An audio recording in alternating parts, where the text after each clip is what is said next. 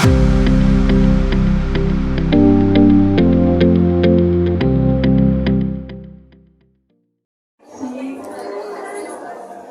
linda essa casa cheia, ai meu Deus. Bem-vindos ao Pint of Science. Tem alguns avisados aqui que não conhecem o Pint. É o maior festival de divulgação científica mundial. Então hoje, além de Juiz de Fora, várias outras cidades aqui no Brasil estão, tendo esses encontros em bares. E também de uma forma bem objetiva, o que é o Pint? É basicamente levar pesquisadores para o bar, para conversar sempre de uma forma mais acessível, ter esse diálogo com vocês. Então a gente está muito feliz de ver essa casa cheia, de ver tanta gente legal aqui, e também com os nossos convidados, que já vou apresentar. Antes de apresentá-los, eu queria falar com vocês que aí na mesa, vocês devem ter reparado, tem um totemzinho com o QR Code do Pint. Então, quando vocês escaneiam esse QR Code, vocês podem avaliar o evento, um formulário no Google, bem rapidinho, bem intuitivo. E aí vocês podem falar o que gostaram, o que não gostaram, o que pode melhorar. Porque o Pint é um evento anual, então ele acontece todo ano. Desculpa.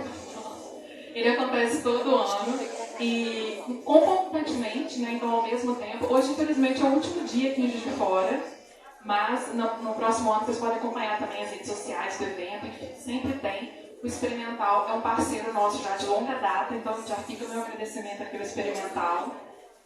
Aproveitando também para agradecer ao FJF, nossa outra parceira, e também à cervejaria, eu já ia falar a Senhor Miller. A cervejaria Senhor Miller e a Heinz Beer, que são duas apoiadoras nossas aqui também. Inclusive vai ter brinde para os convidados. E os convidados também falaram, me contaram que a gente topou isso aqui agora recentemente, vai dar um brinde para as 5 primeiras perguntas que surgirem aqui no painel. E qual que é a questão de pergunta? Já vou adiantar também. Eles vão falar, cada um deles, primeiro a Cássia, depois o Jordão, e aí ao final a gente vai abrir para perguntas de vocês. Então, tem gente que prefere falar no microfone, igual que eu estou falando, mas da mesa, e tem gente que prefere escrever, porque é mais tímido, ou pode fazer de forma anônima também. Embora não encoraje, a gente também está aberto a isso. Então, ao longo aqui das conversas,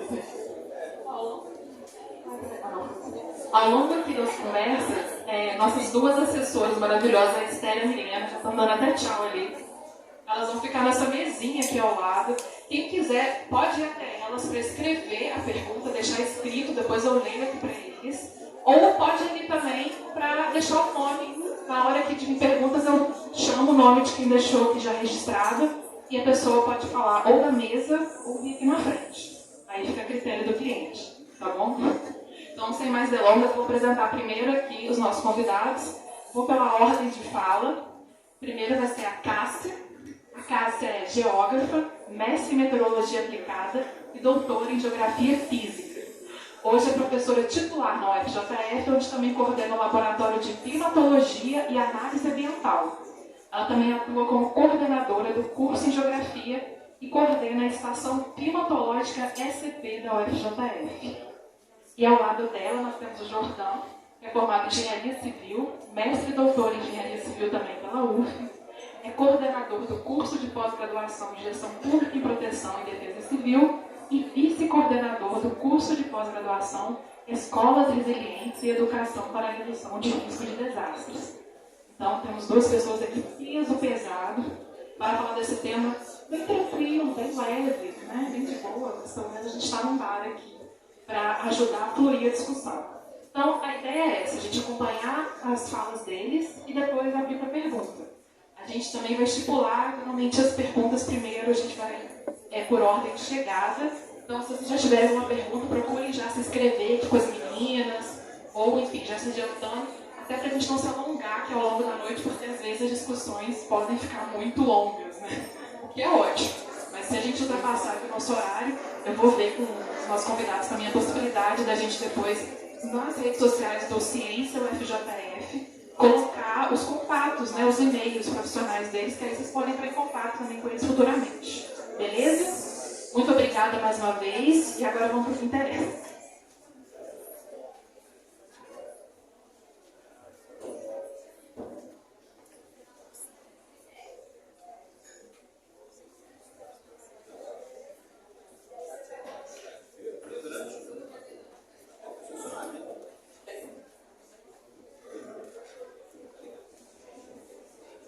a gente, boa noite, né? Já fui aí apresentada, a professora Cássia, estou vendo muita gente conhecida, ex-alunos, alunos atuais, enfim. É muito bom, né, estar aqui e estar aqui com vocês para a gente conversar um pouquinho sobre esse tema muito intrigante e, ao mesmo tempo, extremamente atual, né? Hoje a gente liga a televisão, rádio, a qualquer momento a gente está falando e está vendo sobre o que está acontecendo no Rio Grande do Sul, né? E o Rio Grande do Sul hoje é exatamente o tema, né, do que a gente vai tentar trazer para a discussão aqui hoje, que é Cidades em Alerta, a culpa é do clima ou do homem. E aí eu brinquei aqui, né, na mesa, falando que eu já passo do pressuposto que a culpa é do homem. Né? Por que a culpa é do homem? A cidade está em alerta em função do clima, né? Mas quem está alterando o clima? Quando a gente fala de mudanças climáticas atuais, a gente está falando das mudanças climáticas que vêm sendo realizadas em função do quê? Da ação do homem, da ação antrópica nos diferentes níveis, nos diferentes lugares sobre a superfície da Terra. Então, a culpa dessa mudança é exatamente de nós, né? Nas diferentes escalas de atuação, eu tenho minha contribuição, cada um de nós temos, e alguns atores têm aí contribuições muito maiores em termos dessas mudanças climáticas. Mas, enfim, né? É, sem dúvida nenhuma, a nossa culpa. E as cidades, né? Por que elas também estão como estão? Quem as construiu, né? Quem as habita, quem as constrói, reconstrói, quem é e quem são os gestores públicos, quem vota nos gestores públicos, somos nós também. Então a culpa é nossa também. Então, mais uma vez, a culpa é do homem. E a gente vai exatamente começar a pensar exatamente por que isso, né? Quando a gente pensa, por exemplo, nas mudanças climáticas e nas dimensões delas para nós, né, dos elementos centrais preconizados pelo relatório, né, pelo último relatório do IPCC, né, que é o painel intergovernamental de mudanças climáticas, vai falar exatamente do quê? Do aumento na frequência e na intensidade do que a gente chama de eventos climáticos extremos. Mas o que significa um evento extremo? Quando a gente fala da climatologia de um determinado lugar, a gente está falando de uma ideia de uma média. Quanto em média chove em Juiz de Fora? Então chove em média anualmente em Juiz de Fora por volta lá de 1.550 milímetros por ano. Tá? Quando a chuva é muito maior do que isso ou muito menor, houve alguma alteração. Mas o evento não é essa chuva anual, é um acontecimento mais localizado. Então, do mesmo jeito que eu estou vivenciando uma condição extrema de chuvas no Rio Grande do Sul e todos os impactos gerados dela, a gente está vivenciando outro evento extremo aqui, que são as ondas de calor. Tá? E por que eu caracterizo elas como ondas de calor? Porque eu estou tendo um período consecutivo de dias quentes que está com temperaturas acima do que é normal aquele período. Então, isso que é caracterizado extremo. Né? E esse extremo, né, eu falo muito isso para os alunos, quando está tudo na normalidade, não incomoda ninguém, né? Está tudo ótimo. O problema é quando tem o extremo. Né? Por quê? Porque a gente não está adaptado ao extremo. Na realidade mesmo, as cidades não estão nem adaptadas para o que é o normal. Né? Que ano que a gente não escuta que houve movimentos de massa, ou que houve deslizamento de terras, que houve enchentes, que ocorreram inundações urbanas, enfim, todos os anos a gente escuta isso. Nas diferentes cidades, em diferentes estados. Porém, quando tem os eventos extremos, isso se acentua mais. E as mudanças climáticas vêm o quê? Ela vem trazendo para o nosso cotidiano mais eventos extremos. E não só mais eventos, quanto também esses eventos vão se tornar mais intensos. E aí a gente tem que se preparar para isso. Né? Um elemento central que eu destaco nessa fala é que a gente também tem um outro cuidado nesse olhar. Esses eventos extremos não atingem também a população de forma igualitária. Isso quer dizer que eu vou ter, sim, grupos que vão ser mais vulneráveis e grupos que vão ser, eles vão conseguir conciliar melhor em seu cotidiano, na sua vivência, a ocorrência desses eventos. Então, a gente tem que ter uma preocupação ainda maior nesse sentido. E aí a gente pensa que as cidades hoje, a maior parte da população mundial ocupam as cidades, e isso não foge à regra no Brasil, a gente também tem a maior parte da nossa população nas áreas urbanas. As cidades também são e vêm, ao longo do tempo, tendo alterações climáticas. Quando a gente vê lá na escola falando de ilha de calor, efeito estufa, inversão térmica dentro de áreas urbanas, são essas alterações climáticas que a gente tem dentro do urbano. E, consequentemente, a gente potencializa os efeitos dessas mudanças climáticas. Para a gente ter uma ideia, uma doutoranda da Universidade Federal de Minas Gerais, que é uma ex-aluna nossa do curso de Geografia, a Franciele, ela instalou uma série de termômetros pela cidade de Juiz de Fora, e ela chega a temperaturas, ela constata temperaturas muito elevadas, chegando ali próximo aos 45 graus na Avenida Getúlio Vargas, que é um ponto de maior calor aí dentro de todos os demais da cidade. Então, quando a gente fala que a temperatura de Juiz de Fora está 30 graus, esses 30 graus estão sendo registrados lá em cima na Universidade Federal de Juiz de Fora. Mas a condição de temperatura na área mais central da cidade é outra totalmente diferente. Então, essas ondas de calor, elas acentuam, portanto, esses fenômenos. E isso pode desencadear, por exemplo, questões relacionadas à saúde. Então, a gente precisa se preocupar com esse condicionamento. E o que a gente pode fazer? Cadê o verde da nossa cidade, gente? Cadê as nossas ruas arborizadas? Cadê nossos parques? Cadê nossos jardins? Onde estão? Aonde eles foram parar? E exatamente uma cidade cada vez mais materializada, concretada, mais ela esquenta e mais a água escoa rapidamente para os cursos d'água, gerando, portanto, outras dimensões de problemas.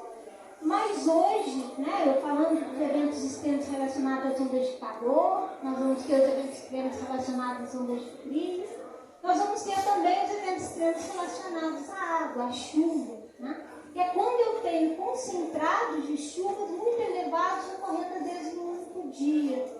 É muito comum o jornal avisar, por exemplo, que hoje choveu, que corresponde a 60% do que chove no mês. Então, é exatamente essa relação entre o evento extremo e essa média. E esse acumulado mais concentrado da chuva gera muitos problemas dentro das áreas urbanas, porque elas não estão adaptadas a essa condição, gerando, portanto, muitas perdas, não só materiais, mas principalmente, lamentavelmente, perdas de vida. E outro problema entra aí nessa análise. Bem, eu estou falando dos eventos extremos, que eles ocorrem, E como fica a previsão desses eventos? Por que as pessoas não são avisadas? Quais atitudes poderiam ser tomadas nesse sentido? Então, a gente tem sim a previsão desses eventos. Boa parte deles, essa previsão, ela consegue ter um limiar significativo, em termos aí do aviso. Só que essa previsão, ela vai atingir principalmente aonde? As defesas civis. Então, não cabe a cada um tomar atitude do que fazer. A gente tem que ter uma ação em coletivo nesse sentido. E quem toma essa ação e esse coletivo são principalmente essas defesas civis. Tá? E como ela recebe e trata essa informação, que é uma informação a princípio muito técnica, né, e repassa posteriormente à população, é um outro problema que nós temos. Né? Como eu repasso uma informação que vem da defesa civil para a população, e depois, o que a população faz com essa informação? Se eu perguntar aqui para vocês agora, e falar assim, amanhã vai chover 300 milímetros. Pouco provável, tá, gente? Tá? Então, amanhã vai chover 300 milímetros. Aí cada um pode dizer assim, e daí? O que eu faço com essa informação? Eu fico dentro de casa, eu saio de casa, eu vou para um abrigo, que abrigo é esse? Para onde eu vou? Né? Então eu não tenho o que fazer com essa informação. Então falta para a gente uma série de processos importantes para que a gente consiga de fato se adaptar a essa nova condição climática. O que eu posso fazer diante desse novo processo? Isso vai desde uma condição de planos de adaptação climática urbanos a todo um projeto de educação ambiental para que a população saiba fazer e o que fazer diante de diferentes condições e diferentes riscos. Então esse é um ponto muito importante quando a gente pensa nessa relação entre a cidade, o homem e o clima, né? É exatamente essa dimensão. A gente teria como parar um sistema meteorológico, parar um sistema, né? Informação, uma grande chuva, um grande evento ligado a ventos, etc. Não, né? A gente não tem como parar, mas a gente tem como avisar antecipadamente o que vai acontecer. E para isso eu preciso de um outro elemento importante nessa análise, que é investimento. Investimento na pesquisa na área da meteorologia. A gente tem no Brasil uma deficiência muito grande na nossa grade de dados. Né? E dados de meteorologia é informação, dados de superfície. A gente vem tentando solucionar isso usando dados de satélite. Mas a gente precisa desses dados de superfície.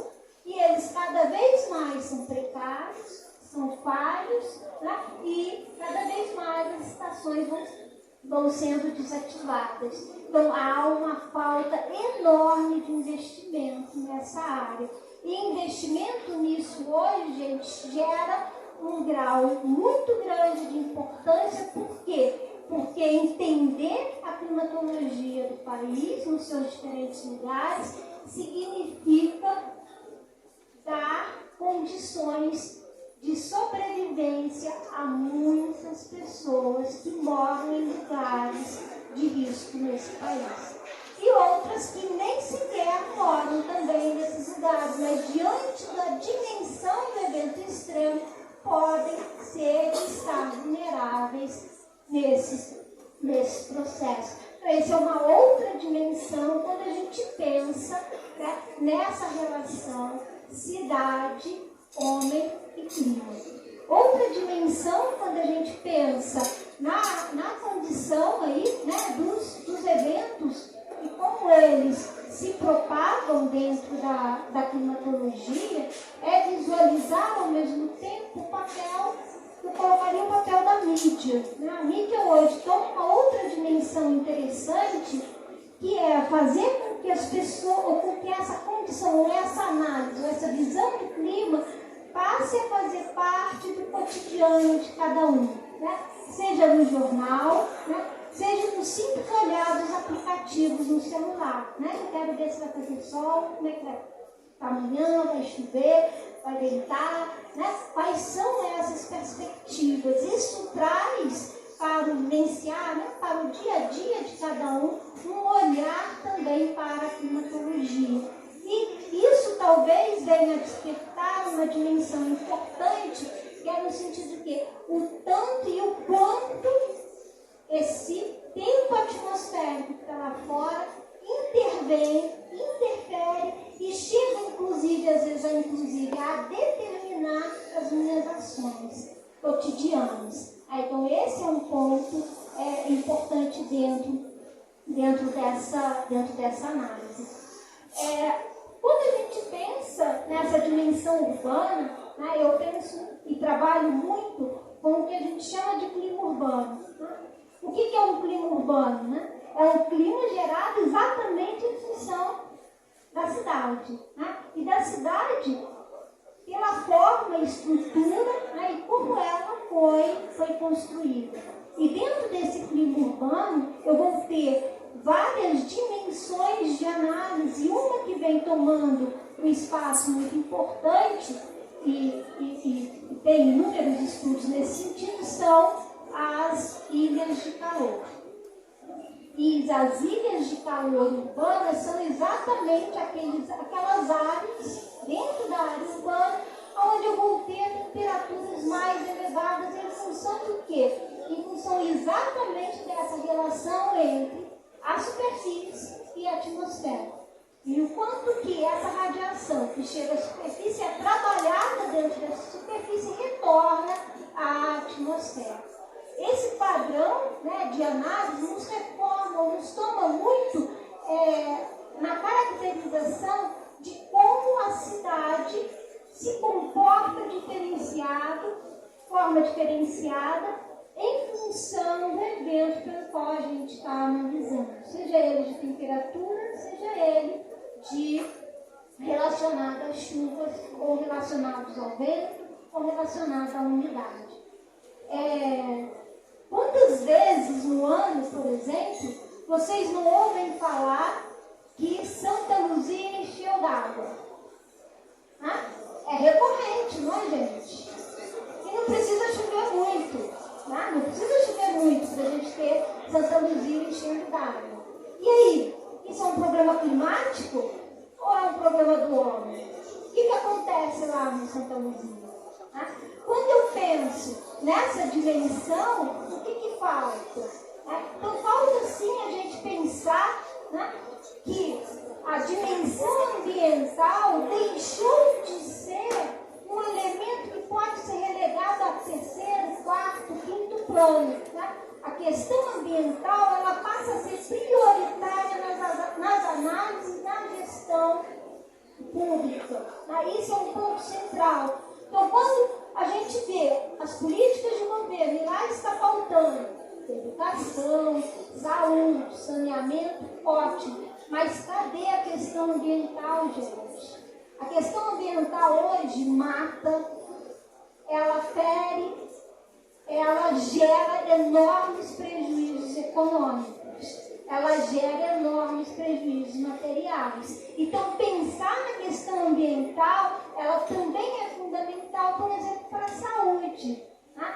Então, num grupo de pesquisa do pessoal ali da saúde, a gente estava visualizando exatamente essa relação do clima com a saúde, como isso hoje toma uma dimensão extremamente importante. Então, pensar o ambiente hoje, e aí incluindo a questão climática, é também prioritário na gestão pública, nas suas diferentes dimensões, sejam elas federais, estadual e principalmente municipal, que é onde cada um tem seu local de trabalho, seu local de moradia e seu local de trânsito, né? Onde a minha vivência percebe e conflita com todas essas questões.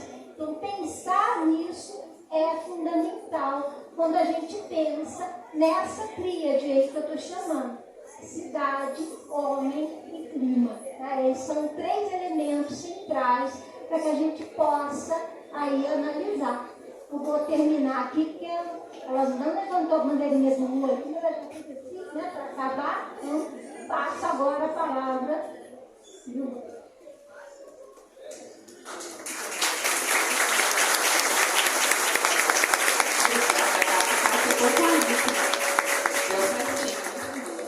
Gente, antes de passar a palavra aqui para o Jordão, as meninas, a Milena e a Esther, vão passar nas mesas, deixando papeizinhos para quem quiser escrever perguntas. E aí depois a gente vai passando novamente aqui para ver quem escreveu, quem quer, né, participar. Se vocês quiserem falar no microfone, é só deixar anotado o nome, né, e microfone. Que aí eu pergunto aqui na hora, chamo e vou até vocês aqui na mesa. Beleza? Quem quiser fazer pergunta e não assinar, também não tem problema nenhum. Pode ficar bom. Vou deixar uma caneta. Agora com a palavra, João. Obrigada.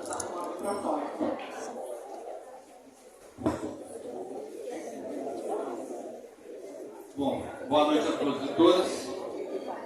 Eu já fui apresentado, mas acho que antes de mais nada, nossa solidariedade ao povo gaúcho, né? O que eles estão passando, né? Com centenas de milhares de irmãos nossos que não têm como voltar para casa, né? A professora Cássia falou com muita propriedade ali a questão dos eventos climáticos, mas existe uma outra variável que a gente não pode esquecer jamais, né? É a questão da sociedade, o impacto que isso vai ter. Não só aquele impacto direto das perdas humanas que nós tivemos, né? São pessoas entes queridas que faleceram nesse evento, e infelizmente a gente chama isso de desastre natural. E eu estou aqui para mostrar para vocês que esse olhar, né, de considerar que essas pessoas foram vítimas de um desastre natural é uma visão até um pouco já retrógrada e que a gente precisa repensar muito a forma como a gente vê isso.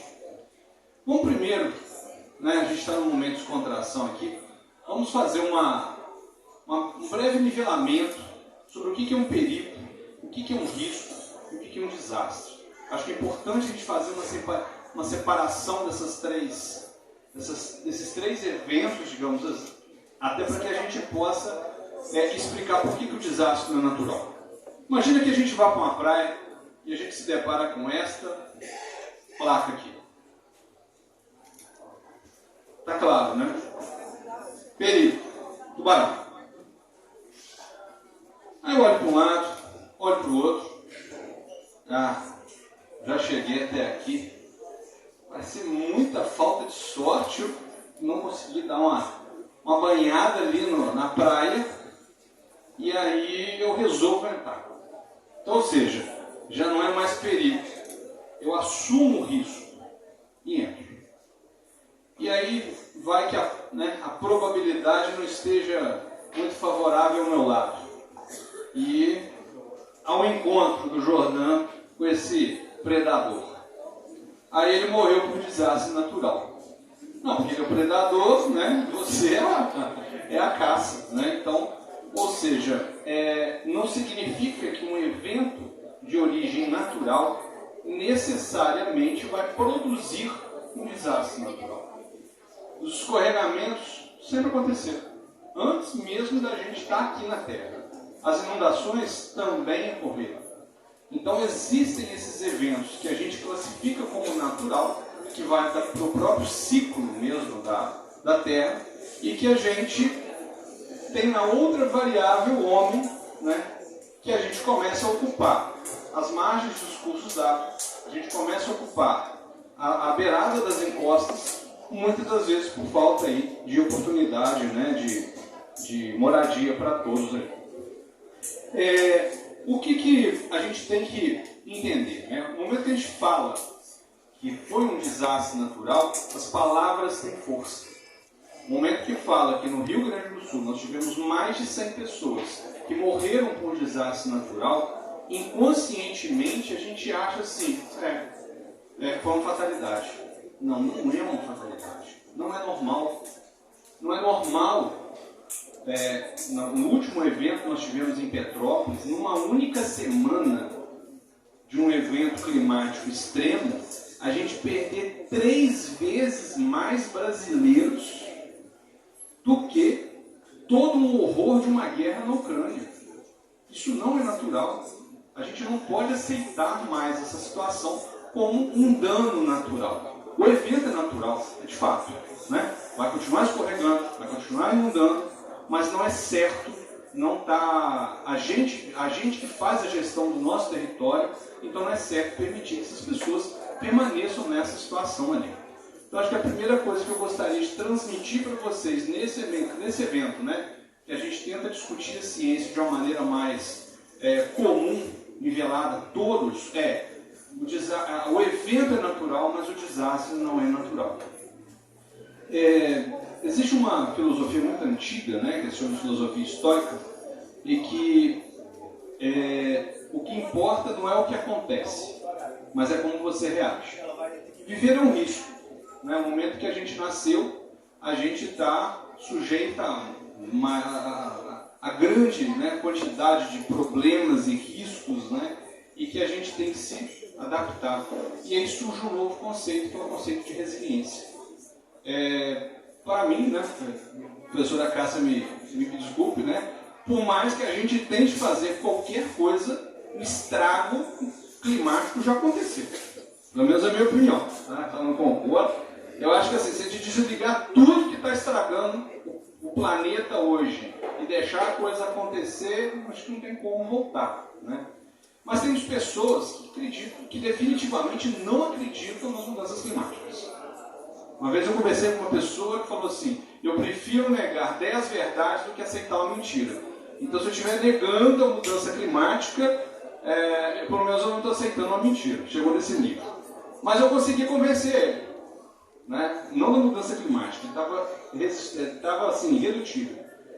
Pensa a cidade que você vive hoje e o que era essa cidade há 40, 50 anos atrás. Gente, as cidades são sistemas de sistemas. Nós temos parcelas da comunidade que estão diretamente afetados, são diretamente afetados por mínimos eventos meteorológicos, que ela falou. Nós temos uma outra parcela que serão afetados e são afetados por eventos climáticos extremos, e temos uma outra parcela da população que não vai ser diretamente afetada pelo evento, mas indiretamente será. Gente, tudo na cidade está relacionado a transporte.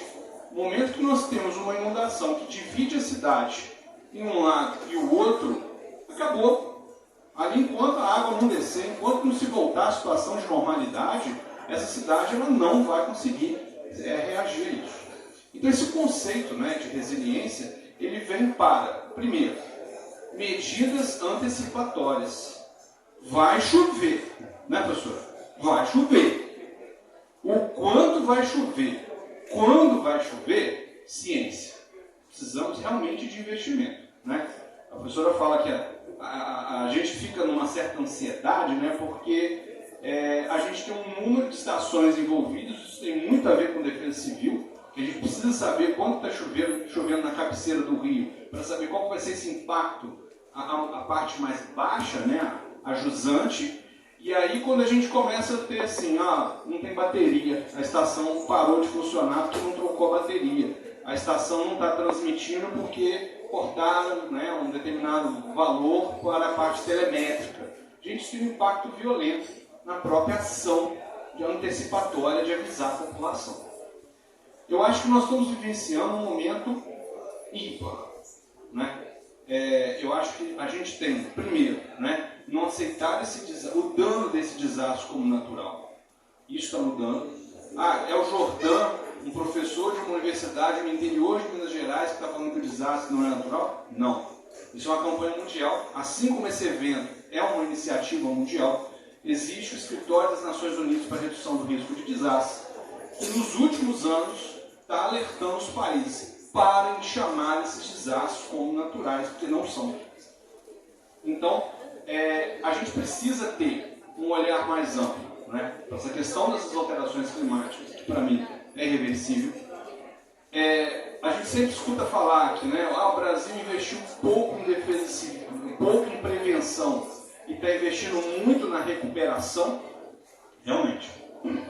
Mas, por outro lado, a gente tem uma outra variável muito mais grave, porque isso também não é novidade. Basta você procurar alguém que está trabalhando nessa área, que vai lhe confirmar, que os desastres acontecem nas cidades. Não tem jeito. Quem tem que gerenciar o desastre em primeiro nível é o município. Não tem jeito. E dentro dos mais de 5 mil municípios que nós temos, né, no Brasil, são poucas as cidades que têm um sistema de defesa civil minimamente estruturado. Quando tem, é uma lei, ou melhor, é um decreto, uma determinada constituição meramente administrativa e jurídica, onde você não tem um quadro técnico envolvido. Então hoje, muitas vezes você chega numa determinada cidade, que um evento climático assim, razoável, né? Não vou falar de extremo não, para a cidade. Quantas vezes a gente na universidade já foi para, de certa forma, tentar dar um suporte para esse tipo de circunstância, e aí você chega lá e vê assim, quem que é defesa civil? Aí levanta o senhorzinho lá, sou eu. Fala, cadê sua equipe? Não, sou só eu. Foi uma cidade que tem 10 mil habitantes, só você? É, só eu. Qual que é a sua formação? Eu tenho o 2º grau completo. Aí a gente fica preocupado, né? Dada a complexidade que as cidades estão se tornando. A complexidade até mesmo da questão da previsão. As nossas cidades crescendo de uma maneira exagerada. Infelizmente, é o que nós estamos vivenciando aí. Seja maior monta, ou o caso, né, que a gente está vendo no estado do Rio Grande do Sul, ou seja, rotineiramente em cada cidade que acontece, né? É o barranco atrás da casa da Dona Maria que cai e que ela é vítima porque não teve uma assistência técnica mínima de engenharia e arquitetura. É a pessoa que mora próximo ao curso d'água e existe uma política pública equivocada nisso, que é você simplesmente liberar o saque do FGTS dessa pessoa. Aí você fala assim, mas, Jordan, que coisa mais desumana, né? A pessoa perdeu tudo e simplesmente você acha que não deve ser liberado o FGTS para essa pessoa numa situação extrema igual essa? Sim. Por quê? Ele provavelmente vai reconstruir na mesma área, no mesmo local que ele foi afetado. No próximo período que ele for afetado, além de não ter resolvido o problema dele, ele está sem dinheiro. E é isso que a gente tem vivenciado e verificado o que está tendo aí, de uma maneira geral, a nível Brasil mesmo, né? Então, o que a gente precisa hoje, né, pelo menos na minha percepção, ao longo desses últimos 20 anos, né, que a gente está acompanhando as questões de defesa civil, nós precisamos profissionalizar isso. Não dá mais para a gente simplesmente pegar laço um determinado servidor lá e falar, a partir de hoje, defesa civil é problema seu. Né? Isso tem que ser incorporado.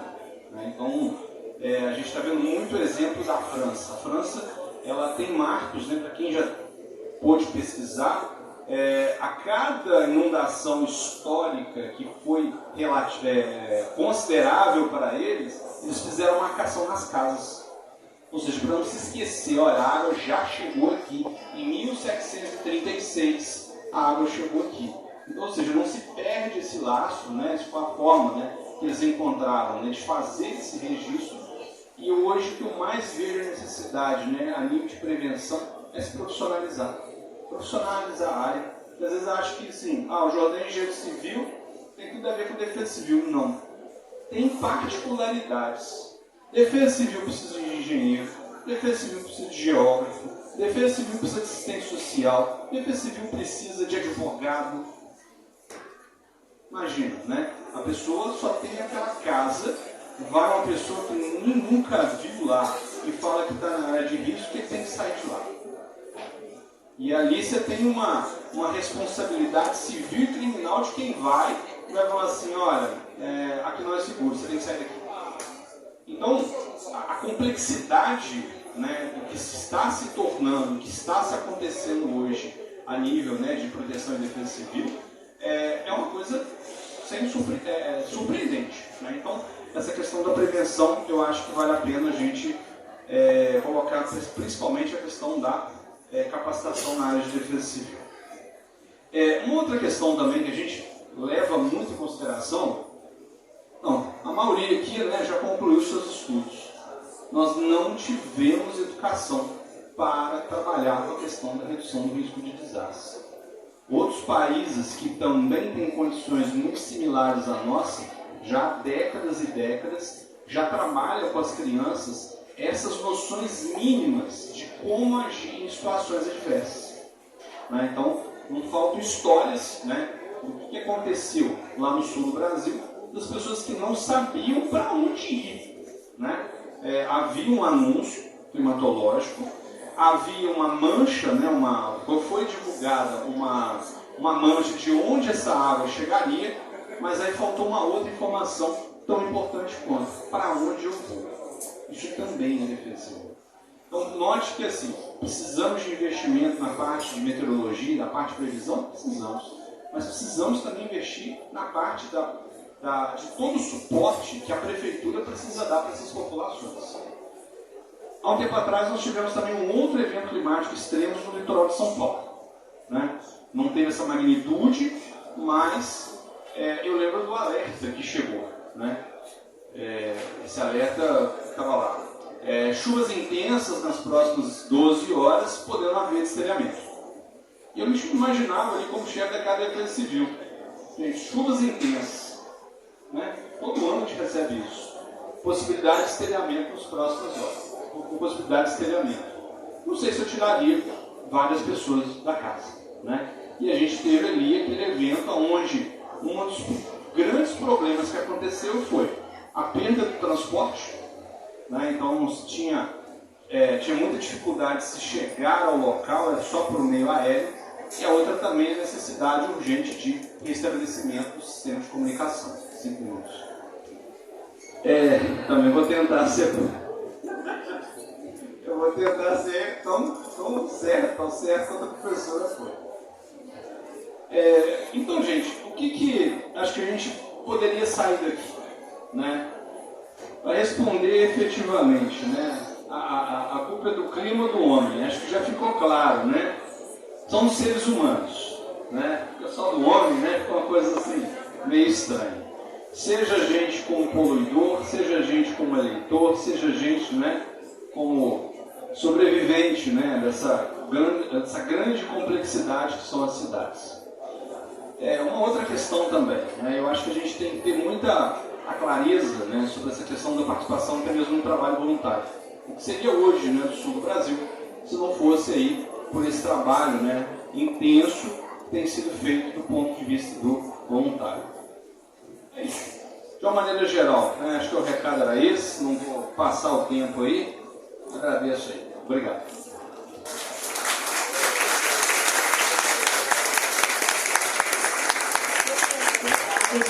Obrigada a todo mundo que participou com perguntas, né, se inscreveu aqui para falar também. Agora a gente vai fazer uma dinâmica, pedida até para os próprios convidados, que é sortear 5 perguntas escritas, que aí a gente vai dar um brinde, né? Não eles, nós, institucionalmente falando. Peraí que eu estou contando com as minhas assessoras. Enquanto isso, o recado dos patrocinadores, lembrando que tem aí o totemzinho em cada mesa, cada uma delas tem um QR Code. Então, por favor, acessem, avaliem lá o Paint, falem pra gente que pode melhorar, que vocês gostaram também, é bom, a gente fica feliz. E deixa aí suas sugestões, né, para as próximas edições, ou o que você achou dessa. Principalmente se for a primeira vez que vocês vieram. Aproveitando também para pedir para vocês prestigiarem o experimental em outras ocasiões, não só o Paint, esse parceiro nosso de muitos anos já, pré-pandemia, inclusive, já era parceiro do Paint.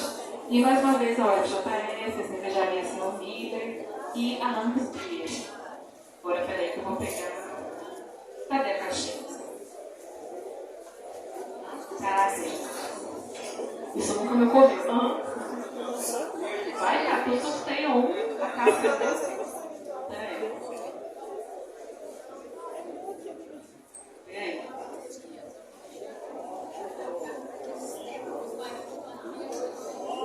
Tem nome? Ok, garra, solta. Passa isso. Passa isso.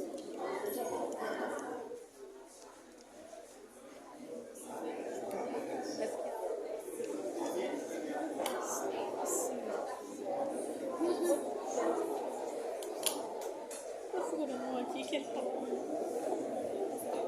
Quantos que tem aí? 5? Foi 5.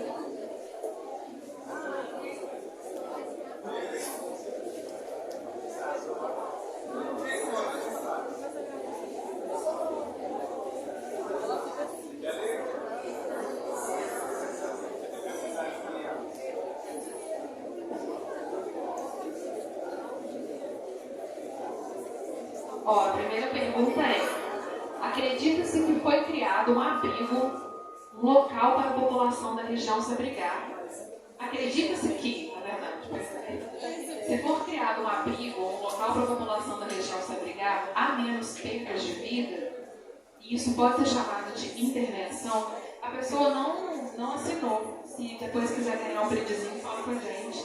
Vai estar. Vou te dar então. Por favor, gente. Você pode falar seu nome? Eduardo. Eduardo, obrigado pela pergunta. Bom, essa questão, né, do abrigo, ela é fundamental para as pessoas que sabidamente estão em áreas de risco.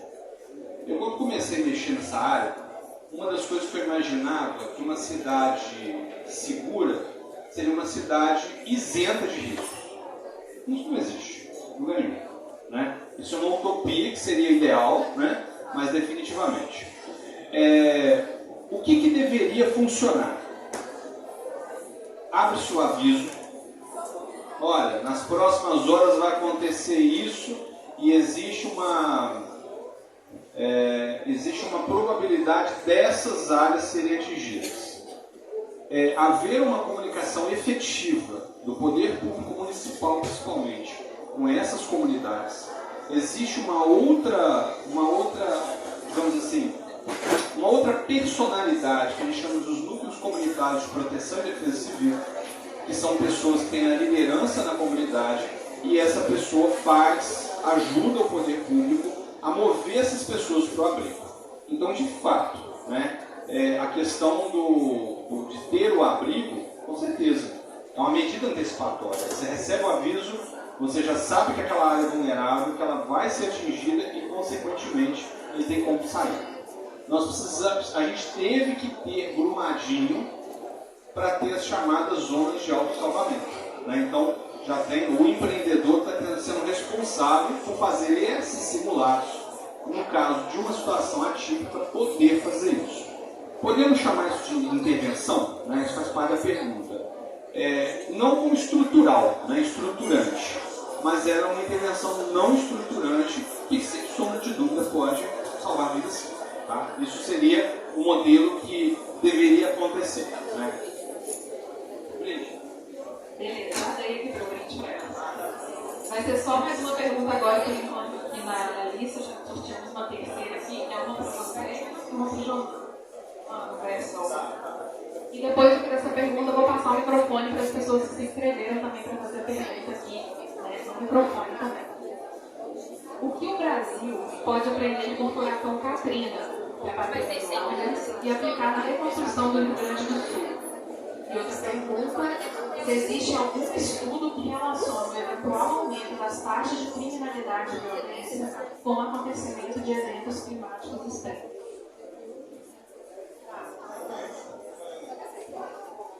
Primeiro, o que o Brasil pode aprender com o furacão Katrina, que abateu em Londres, e aplicar na reconstrução do Rio Grande do Sul, se possível, e se existe algum estudo que relaciona o eventual aumento das taxas de criminalidade e violência com os eventos climáticos extremos.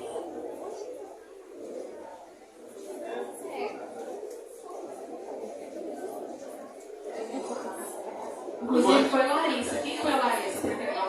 Tá. Obrigado, Larissa. Vou responder um pedaço. A professora Cássia vai finalizar. Bom, nós tivemos o nosso furacão Katrina. Está claro isso. Né? Ressalvadas tipologias que aconteceu lá e o que aconteceu aqui, eu entendo que a magnitude do dano foi tanto quanto. Né? Gente, e olha, né, que nós estamos falando de um estado que é extremamente industrializado e que é responsável por boa parte dos sofrimentos que nós temos no Brasil. Eu acho assim, que apesar, né, de todo esse sofrimento, de todo esse problema que está acontecendo, eu acho que eles vão ser resilientes. Né? Eu acho que é uma característica do povo. Né? A gente não pode esquecer, gente, a variável cultural, ela é tudo para prevenção, preparação, assistência, reconstrução. Dizem que nós, brasileiros, não somos muito organizados, né? Pelo menos é o que a gente escuta lá fora. E às vezes a gente acha, né, que um determinado povo é muito mais organizado que a gente. Mas vamos lembrar o caso do Japão. Eles são, né, disciplinados, tiveram um evento, né, geológico extremo, tiveram um vazamento, né, radioativo grande, e mesmo assim eles perderam vidas. Né? Mas eu acho que ficou aprendizado para eles lá. Então, para responder a pergunta dela, eu entendo que na nossa forma de cultura, dentro das nossas possibilidades, vai haver um aprendizado sim. Pode ser que não seja aquele, né, que todos nós gostaríamos, né, mas que eu acho que isso vai deixar marcas não só negativas, igual está acontecendo, mas positivas? Vai sim. Aliás, dentro do curso de pós-graduação lá em Defesa Civil, eu tenho vários alunos, né, da pós-graduação que são profissionais de defesa civil, que são bombeiros lá e que definitivamente meio que pararam o curso que está fazendo com a gente para poder fazer o atendimento lá.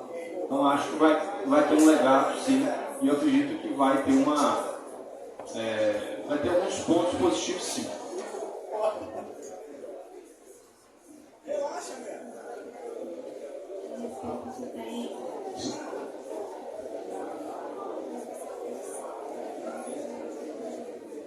A respeito se tem algum desconto na nossa violência, no aumento de eventos climáticos extremos. A Larissa também, né? Larissa. Essa relação entre o evento extremo, não está escutando?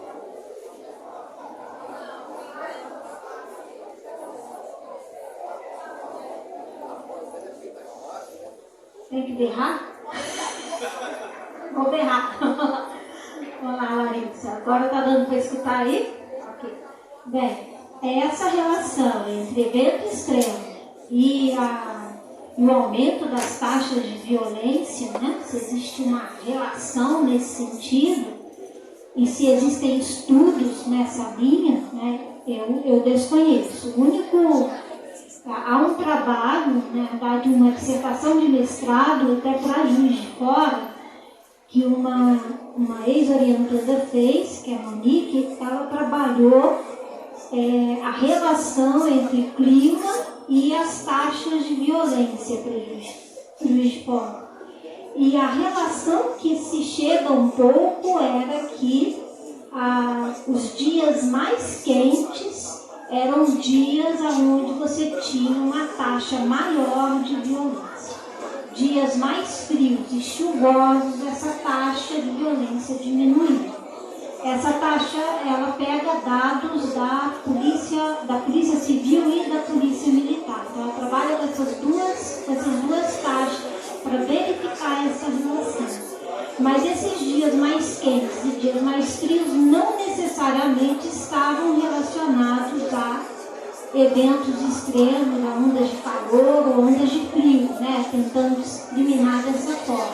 Então você tem esse estudo, né? Então não há muitos estudos desse nível no Brasil. Existem mais estudos tentando relacionar a violência com principalmente a temperatura em países europeus, Estados Unidos e Canadá. Né? Ali você tem bastantes estudos nesse sentido. Né? E, inclusive, alguns tentam fazer uma análise crítica desses estudos de aonde e até onde, né, uma temperatura vai determinar uma ação violenta do indivíduo. Né? Então, onde fica isso? Mas está muito ligado ao estresse, né? O estresse é muito que o indivíduo se coloca e isso poderia desencadear algum tipo de ação. Mas é um estudo que eu teria para te colocar nesse sentido. Tá bom? É isso. Deixa eu completar a pergunta da Larissa, a resposta do professor aqui. Gente, quem conhece aqui o bairro Santa Teresa? Quem é mais antigo lembra que aconteceu lá em 2008? Lembra?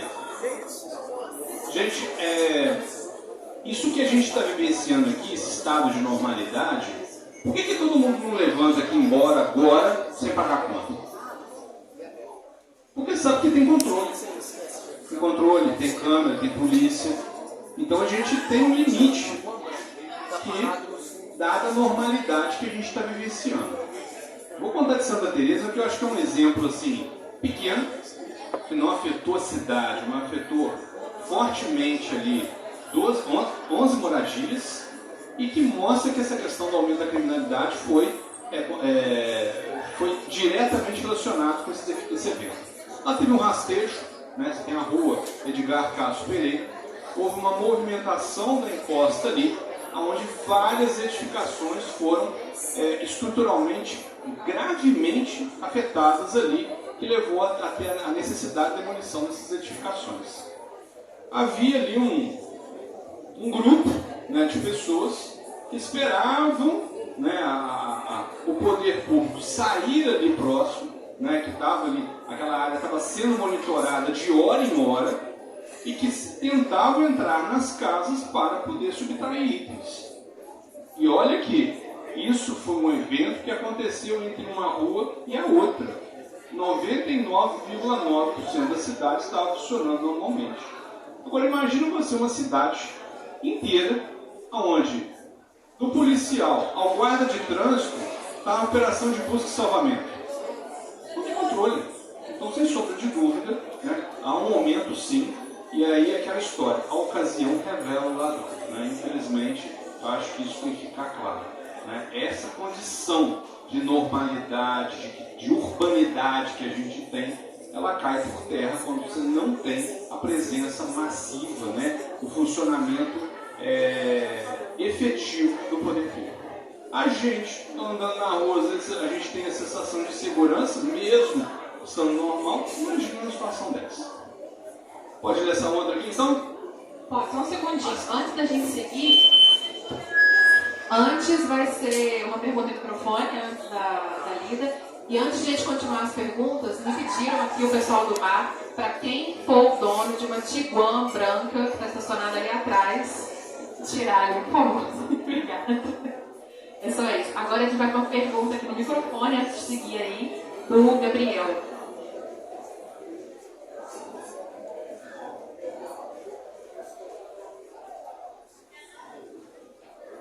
Vou passar para a Lígia, a próxima inscrita aqui, só um segundinho.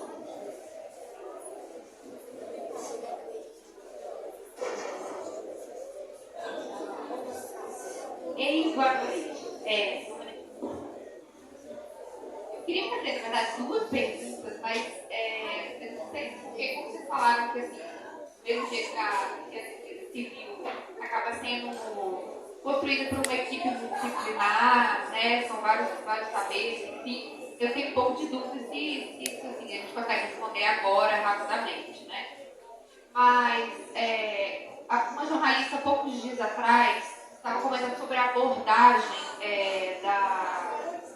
do desastre pelo governo do Estado do Rio Grande do Sul, uso de palavras um pouco abstratas, né? Que acho que você chegou a comentar, uma chuva fora do comum, uma mudança de temperatura brusca. Isso acaba sendo um pouco amplo demais, né? Que não necessariamente vai indicar que aquela pessoa tem que sair. E aí, qual seria o melhor canal para comunicar essa necessidade? Então, criar uma espécie de alarme que seja disparado. Se existe algum indicativo do que é mais efetivo, né, nessa situação, assim, do que post em rede social, o governador falando vai chover, fora do normal. E a outra pergunta também, assim, porque vocês comentaram sobre a importância do governo municipal, né, nessa gestão de crise, enfim. E em âmbito federal, comentou-se sobre a criação de uma autoridade climática para gerir essas crises, enfim, mais bruscas, né?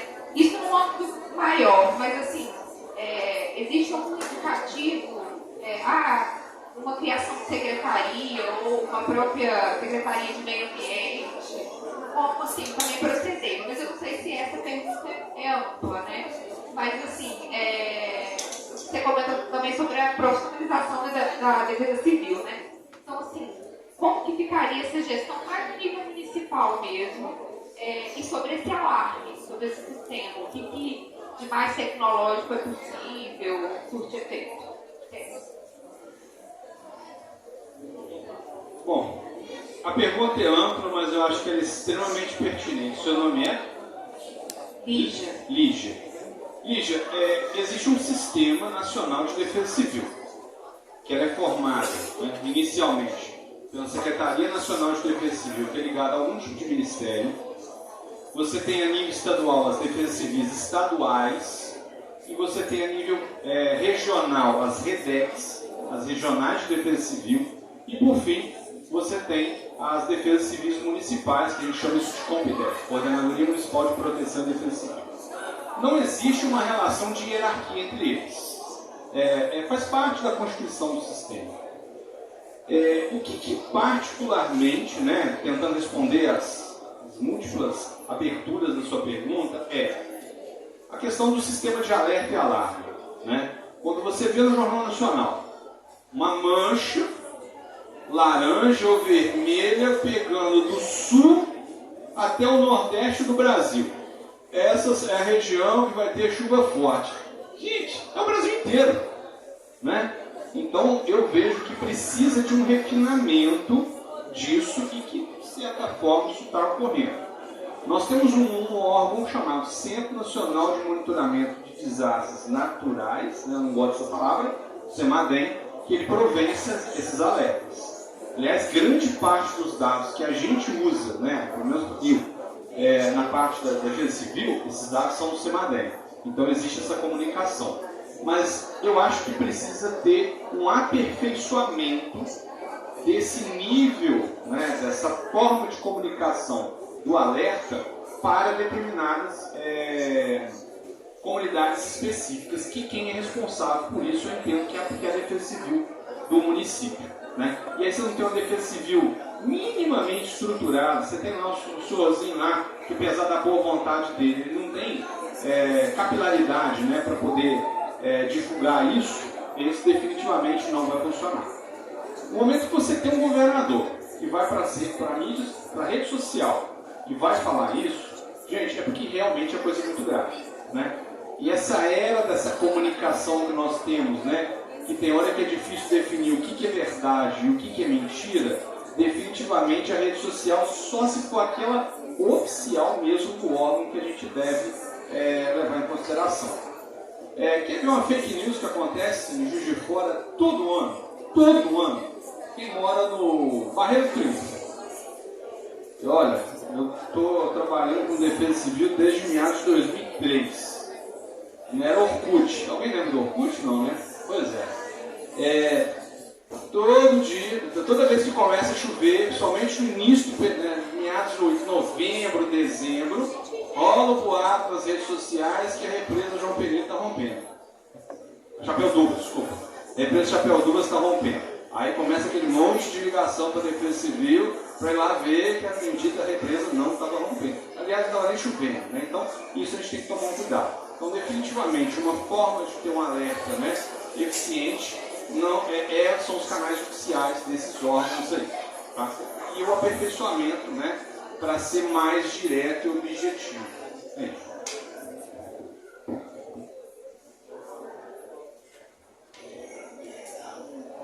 Bem, eu acho que só destacando uma outra questão, acho que isso cai naquela rede, né? Que é uma rede de onde sai a informação. Então, o órgão que faz a previsão do tempo passa a informação para a Defesa Civil e o que a Defesa Civil faz com essa informação para frente. Né? Então, esse caminho, ele ainda no Brasil é muito conturbado. Né? A gente não consegue ter certeza de como isso de fato acontece. Primeiro cai lá na própria previsão. Como eu falei, a gente precisa de investimento nisso. Para quê? Porque essa previsão fique cada vez melhor. Né? Ela já acerta muito, mas erra um pouco também. Né? E, infelizmente, quando ela erra, ela perde credibilidade. Né? Então, eu acredito ou não acredito? Eu vou ou não vou? Né? Eu saio de casa ou não saio de casa? Então, você tem esse padrão. E o sair de casa também leva a outra questão, que talvez venha a questão da violência. Eu saio de casa, mas eu deixo minha casa sozinho, e vem o outro, rouba a minha casa, né? Eu crio uma série de elementos que acaba que a pessoa continua no seu espaço, onde ela acha que está garantida. Então essa rede ela precisa de muita melhoria no Brasil. Eu falo em todas as esferas do Estado brasileiro. Isso desde uma condição de uma cidade pequenininha até uma grande cidade como São Paulo. Vamos fazer agora uma pergunta que também foi escrita, não foi assinada. Se a pessoa quiser levantar a mãozinha e a gente dá um brinde para ela. Uma para o Jordão e uma para a Cássia, da mesma pessoa. Depois dessas duas perguntas, a gente vai sortear um brinde ali da cervejaria Senhor Miller pelo número da mesa. Tá? A gente pegou com o pessoal que deu vários números. Vamos sortear, eu aviso aqui. Vai ser depois das perguntas. Primeira pergunta, vou começar com o Jordão, para ter a reação. Jordão, sobre o sul do país, qual a sua opinião? Temos tecnologia e ferramentas de engenharia capazes de mitigar os riscos climáticos? Os riscos, perdão. Tá. Eu já vou adiantar da casa e deixar o papelzinho para você. Essa pergunta, ela tem vários aspectos. Né? Eu, particularmente, eu tenho um pouco de ressalva com a palavra mitigar. Não é bem assim que as pessoas estão usando, não. Tecnologia tem sobre tudo. Né? O que está faltando realmente é a tecnologia se aplicar. O primeiro ponto que eu acho que a gente tem que colocar. O que eu acho sobre o Rio Grande do Sul? Né? Gente, o pior ainda não chegou. Infelizmente. Né? A gente está vendo na televisão, tem a sensação assim, a água está subindo, a água está descendo, aí não sei o que. Aí vem a sensação que a água vai descer, que vai vir um caminhão-pipa, que vai jogar água, que vai mitigar esse problema e que tudo vai ser uma festa. Não vai. O carro não vai ligar, a pessoa não tem cama, não tem comida, não tem abastecimento. Então, talvez a parte humana, né, mais difícil da se vai começar agora a ficar muito saliente, as pessoas que sumiram, mas infelizmente, né, o prejuízo econômico, né, e social ainda está por vir. Bom, assim, no mínimo, uns 3 anos aí para a gente começar. A gente tem que ir em Petrópolis recentemente. Você acha que está igual?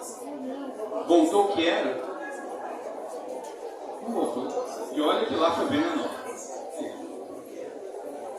E agora para Cássia. Cássia, qual a sua opinião sobre os riscos climáticos e o desenvolvimento das cidades? Como deve ser esse desenvolvimento? Uma pergunta difícil, né? É enorme, né? A resposta dessa pergunta.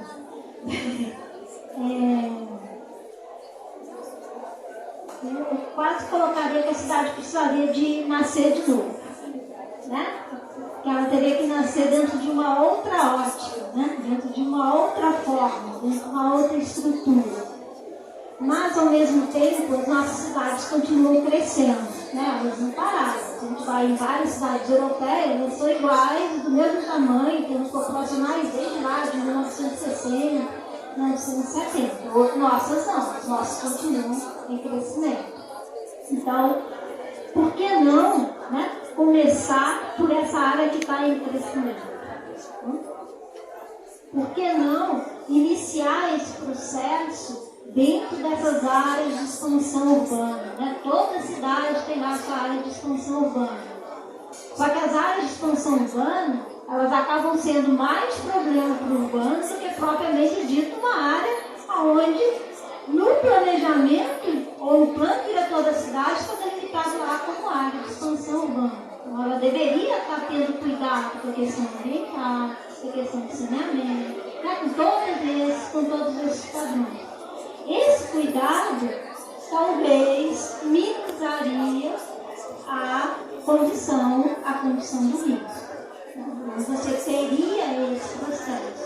Só que a cidade, ela é estruturada, regida, gerida, né, por um diferente número de sujeitos e atores que às vezes estão muito mais preocupados com a questão do capital do que propriamente dito com a questão dos riscos, com as questões ambientais, assim por diante. Então, quando eu brinquei lá atrás, cadê o verde da cidade?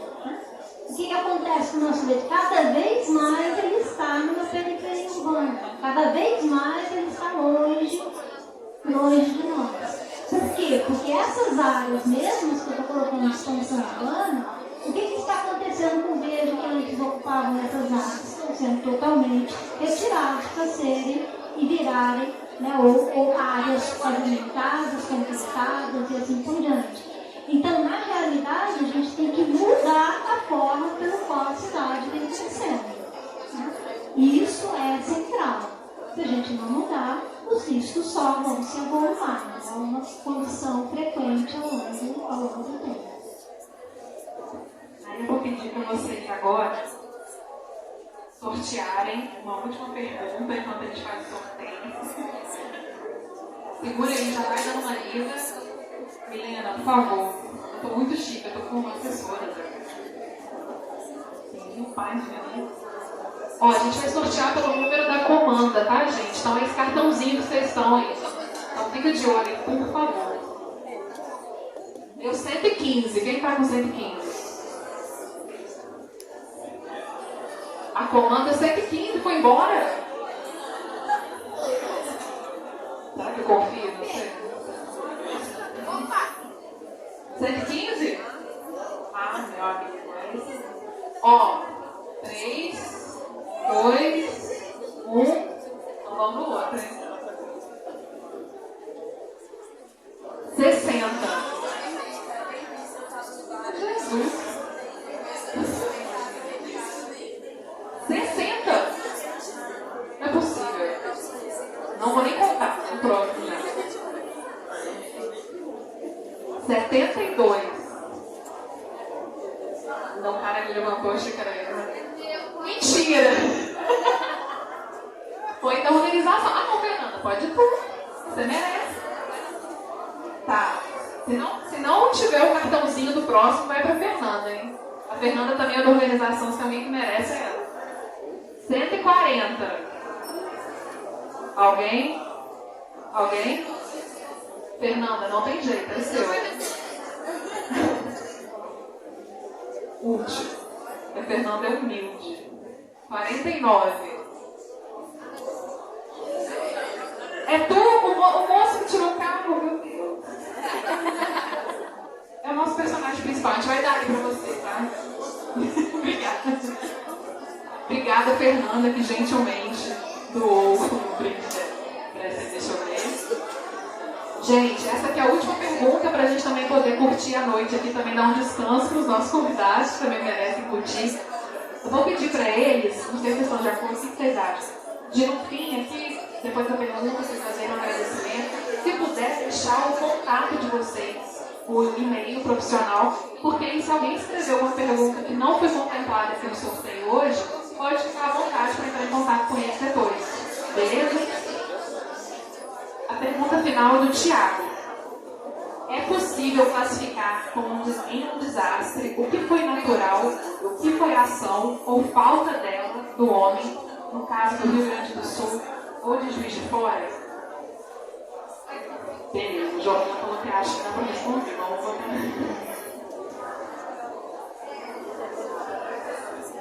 Quem foi essa pergunta, hein? Tiago, nós vamos te dar um brinde, tá? Eu confesso para você que eu pensei bem antes de formular uma possível resposta. Vamos fazer um paralelo. Nós tivemos um evento climático extremo, natural,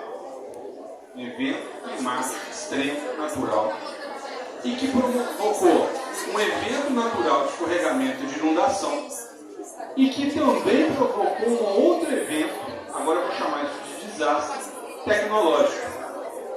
Uma barragem romper. A barragem foi feita pelo homem. Então esse rompimento da barragem, em detrimento de um evento extremo, climático, natural, né, supostamente natural, poderia decorrer assim. Né? Então seria o evento do evento. né? Geralmente isso acontece, né? Então, o caso que eu citei do Japão, né? Foi um evento geológico, né? Um tremor, e que provocou um vazamento, né? Radioativo, que é extremamente, que é puramente tecnológico. Então, um evento natural pode desencadear, com certeza, vários outros tecnológicos. O próprio desabamento das edificações onde as pessoas foram vítimas foi um desastre tecnológico.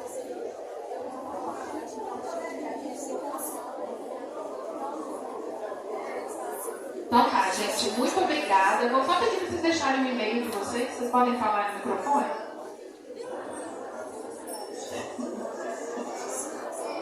Então, gente, foi muito bom, né? Acho que a conversa foi agradável, foi frutífera, né? E deixo aqui, quem quiser mais conversar, mandar e-mail aqui, né? Meu e-mail é cassia.castro@ufjf.br.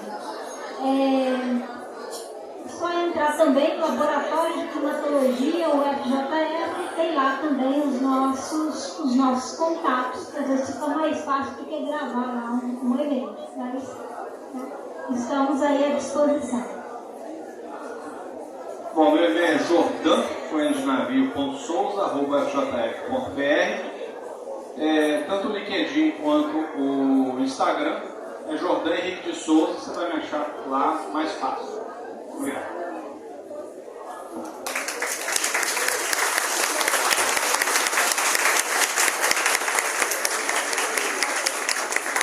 Gente, muito obrigada. Vamos curtir a noite agora, né? Não vou mais ocupar vocês. Muito obrigada mais uma vez, tá, gente? Por favor, fiquem à vontade. Obrigada, Experimental. Obrigada, senhor Miller. Bom dia. Azar.